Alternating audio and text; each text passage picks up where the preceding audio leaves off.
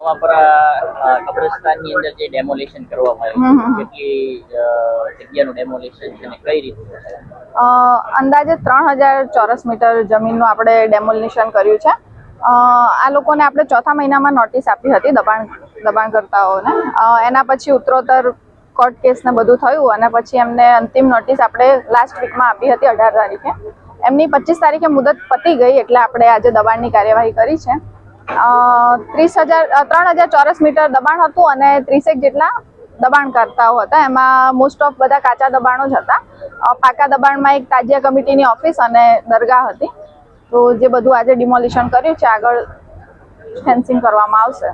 હાલબેન અત્યારે આગળનું જ છે કે કઈ પાછળનું ડેમોલિશન પણ થશે? એ પાછળનું અમે પછી જોઈશું. ભાવનગરની મધ્યમાં આવેલ નવાપરાનું કબ્રસ્તાન તરીકે જાણીતું અને વર્ષોથી વિવાદની અંદર સપડાયેલું, ભૂતકાળમાં પણ આ કબ્રસ્તાનમાંથી રોડ નીકળી ચૂક્યો છે.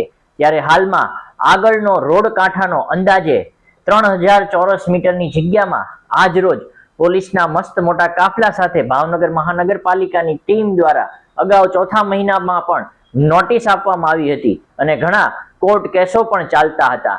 અને છેલ્લા અઠવાડિયામાં નોટિસ પાઠવ્યા બાદ 25 તારીખે મુદ્દત પૂર્ણ થયા બાદ 30 જેટલા દબાણકર્તાના દબાણ દૂર કરવામાં આવ્યા, જેમાં એક તાજિયા કમિટીની ઓફિસ અને દરગાહને પણ દબાણ તરીકે દૂર કરવામાં આવ્યા હતા. શું સમગ્ર મેટર છે? અગાઉ ઘાંચીવાડ મેમણ જમાત ટ્રસ્ટ ના સભ્યનું ઇન્ટરવ્યુ અમે સંધિ જાગૃતિમાં કરેલ છે, એ આપની સામે રાખેલું છે. તંત્રી જાહિદ મદરા, સંધિ જાગૃતિ ન્યૂઝ, ભાવનગર. ઘાંચીવાડ મેમણ જમાતના જે ભાડુઆતો ન હતા એ બધાને સિટી સર્વે સુપ્રિન્ટેન્ડન્ટ દ્વારા નોટિસ આપવામાં આવેલી અને તે સમયે જે કબ્રસ્તાનના મૂળ માલિક છે ઘાંચીવાડ મેમણ જમાત ટ્રસ્ટ, એ માલિકને નોટિસ નહોતી આપવામાં આવેલી. એટલે હાઈકોર્ટમાં એ બાબતે કાયદાકીય લડાઈ લડી અને એ નોટિસ માલિકને પ્રથમ આપવામાં આવે, પછી દબાણદારોને હટાવવામાં આવે એવી અરજી કરવામાં આવેલી, જેમાં હાઈકોર્ટે અમારી ગ્રાહ્ય રાખેલી અને ત્યારબાદ સિટી સર્વે સુપ્રિન્ટેન્ડન્ટ દ્વારા અમોને નોટિસ આપવામાં આવેલી. અને એ નોટિસના અનુસંધાને અમે ત્યાં અમારા માલિકીના આધારો જવાબ એ રજૂ કરેલા. ત્યારબાદ સિટી સર્વે સુપ્રિન્ટેન્ડન્ટ દ્વારા હુકમ કરવામાં આવેલો અને એ હુકમમાં એમણે જમીન જે છે 3500 ચોરસ વાર એ જમીનનો કબજો લઈ અને સિટી સિવિક સેન્ટર બનાવવા માટે આપવાનું જણાવેલું. એની સામે અમોએ નામદાર હાઈકોર્ટમાં કે આ હુકમ છે એ અપીલેબલ છે અને અપીલ કરવાનો સમય અમને મળવો જોઈએ એ માટે નામદાર હાઈકોર્ટમાં ગયા અને નામદાર હાઈકોર્ટે અમારી એ અરજીને ગ્રાહ્ય રાખી અને અપીલ થતા સુધી અમોને સ્ટે આપવામાં આવેલો. અને તેમાં અમે માલિક તરીકે અને જે દરગાહને નોટિસ આપવામાં આવી હતી, જે હુજરો છે એને, એ બંને જ અરજદાર તરીકે ગયા હતા. બાકી કોઈ કબજેદારો કે જે અમારા ભાડુઆત જ નથી કે કોઈ કબ્રસ્તાનના ભાડુઆત નથી, એવા લોકોને અમે જોડીને ગયેલ નથી. એટલે હાલમાં આ અપીલ બાબતેની કાર્યવાહી ચાલુ છે અને એ અંડર કોર્ટમાં સબજ્યુડિશિયલ મેટર છે. હવે તમે જે નિવેદન સાંભળ્યું, હવે હું તમને જે નિવેદન સંભળાવીશ તે છે ઘાંચીવાડ કબ્રસ્તાન બચાવ સમિતિ અને મુસ્લિમ સમાજના જાગૃત જે લોકો છે, જે અગાઉ પણ ઘણી બધી મુહિમ ચલાવવામાં આવી હતી કબ્રસ્તાનને લઈને, તે લોકો આ જે સંપૂર્ણ ડેમોલેશનને લઈને શું કહી રહ્યા છે, સાંભળો. કાકા, હાલમાં જે નવાપરા કબ્રસ્તાનની અંદર જે ડેમોલેશન કરવામાં આવ્યું, તો રોડ કાંઠાના જે દબાણો હતા એને જ ખાલી હટાવવામાં આવ્યા અને 3000 ચોરસ મીટર છે એ જગ્યા ખાલી કરાવવામાં આવી. શું કહેશો? વાયનું તો કબ્રસ્તાન આખું કબ્રસ્તાન જ છે, તો એમાં આપ શું કહેશો કે આગળનાને જ કેમ હટાવવામાં?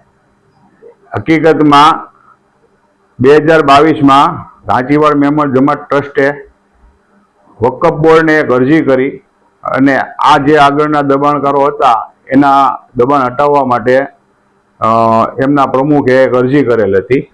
એ અરજીના અનુસંધાનમાં સરકારમાં ધ્યાનમાં આવ્યું એટલે કોર્પોરેશને આ જગ્યા કલેક્ટરશ્રી પાસે સિવિક સેન્ટર બનાવવા માટે 3500 વાર જગ્યાની માંગણી કરી એના અનુસંધાનમાં કલેક્ટરશ્રીના હુકમથી સિટી સર્વે સુપરિન્ટેન્ડે સ્થળ ઉપર સર્વે કરી 3500 જગ્યા જે એની અંદરમાં જેટલા દબાણકારો હતા એ તમામ દબાણકારોને નોટિસ આપી અને નિયમસરની નોટિસ આપી અને નિયમસર એનો ટાઈમ આપવામાં આવ્યો અને એમને અપીલ કરવાનો સમય પણ આપવામાં આવ્યો.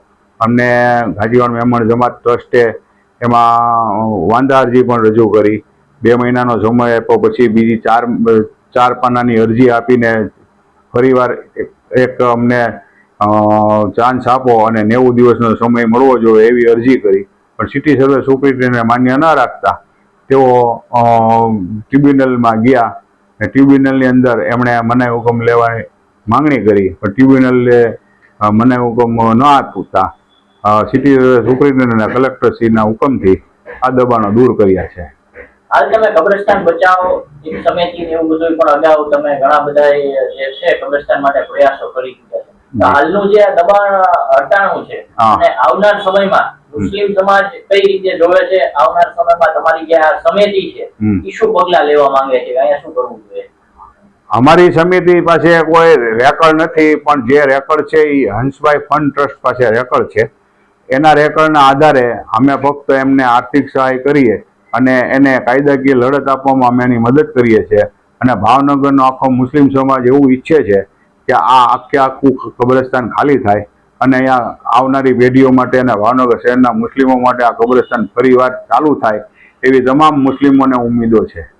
અને ખાસ કરીને હાલમાં અત્યારે જે કબ્રસ્તાનની અંદર દબાણકર્તાઓ છે તો એમને પણ આપ શું અપીલ કરશો કે કઈ રીતે મુસ્લિમ સમાજને?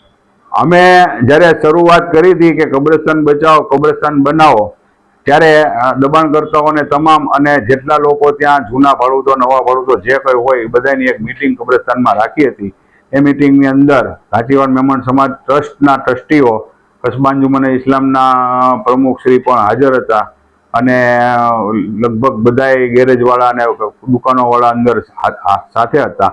એ લોકોએ અમને કીધું કે ભાઈ જો કબ્રસ્તાન બનતું હોય તો અમે આપવા તૈયાર છીએ, પણ અમને ખાલી કરવાનો 2 મહિનાનો સમય આપો. તો બધાએ સંયુક્તમાં ઈચ્છા વ્યક્ત કરી કે ભાઈ અમને 2 મહિનાનો સમય આપો, અમે બધા ખાલી કરી દેશું. તો બધાની મરજીથી 2 મહિનાનો સમય આપવામાં આવ્યો. તો તે દરમિયાન ગાજીવાડ મેમણ સમાજ ટ્રસ્ટે કાયદાકીય કાર્યવાહી કરી એટલે પછી ઊભું રહ્યું અને આગળ જતા અંતે મને હુકમ ન મળતા દબાણ દૂર કરવામાં આવ્યું. આવનાર સમયમાં તમે આ જે કબ્રસ્તાન છે એ ચાલુ કરાવવા માટે શું શું પ્રયત્ન કરશો કે કબ્રસ્તાન ચાલુ થઈ જાય અથવા એના દબાણો હટી જાય? શું તમારી જે સમિતિ છે એ કરશે? અમારી સમિતિમાં અમે એવું નક્કી કર્યું છે અને હંસભાઈ ટ્રસ્ટના ટ્રસ્ટીઓને અમે એવી હિંમત આપી છે કે ભાઈ આ કબ્રસ્તાન ચાલુ કરાવવા માટે તમે જે કાંઈ જ્યાં અમારી જરૂર પડે હાઈકોર્ટમાં, સુપ્રીમ કોર્ટમાં, જ્યાં લડવાની જરૂર થાય કાયદાકીય મુજબ, તો અમે તમારી સાથે છીએ. એટલે તમે આમાં ઠેઠ સુધી લડો એવી અમારી તમને અપીલ છે.